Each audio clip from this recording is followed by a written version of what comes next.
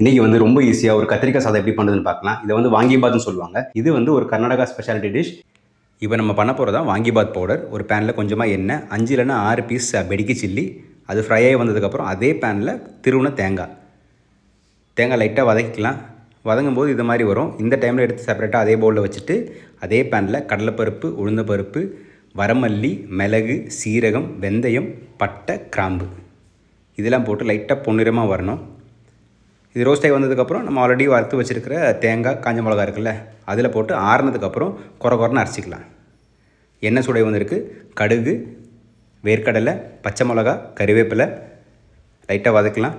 இந்த டைமில் கட் பண்ணி வச்சுருக்க கத்திரிக்காய் போட்டுக்கலாம். நான் 2 மீடியம் சைஸ் கத்திரிக்காய் எடுத்துருக்கேன்.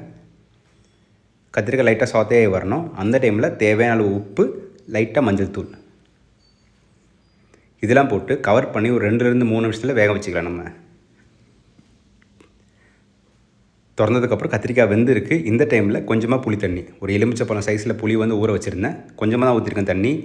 கத்திரிக்காயும் புளிப்பும் பயங்கரமான காம்பினேஷன். அதை ஒன்று மேனேஜ் பண்ணுறதுக்காக கொஞ்சமாக வெல்லம் போட்டிருக்கேன் அதில். அதுக்கப்புறம் நம்ம அரைச்சி வச்சுருக்கிற வாங்கிபாத் பவுடர் போட்டு நல்லா மிக்ஸ் பண்ணிக்கோங்க. லைட்டாக உப்பு வேணால் செக் பண்ணிக்கலாம். இங்கே வந்து நம்ம பாயில் பண்ணி வச்சுருக்கிற பொன்னி அரிசி போட்டிருக்கேன். பாஸ்மதி கூட யூஸ் பண்ணிக்கலாம். அவ்வளோதாங்க, நம்ம சூப்பரான கர்நாடகா ஸ்டைல் வாங்கிபாத் ரெடி ஆயிடுச்சு. இது கூட ரைத்தா வச்சு சாப்பிட்டிங்கன்னா அட்டகாசமாக இருக்கும். லஞ்ச் பாக்ஸ்லும் கொடுத்து விடலாம். வேறு என்னங்க, எப்போவுமே சொல்கிறது தான், everybody can cook and everybody has to cook.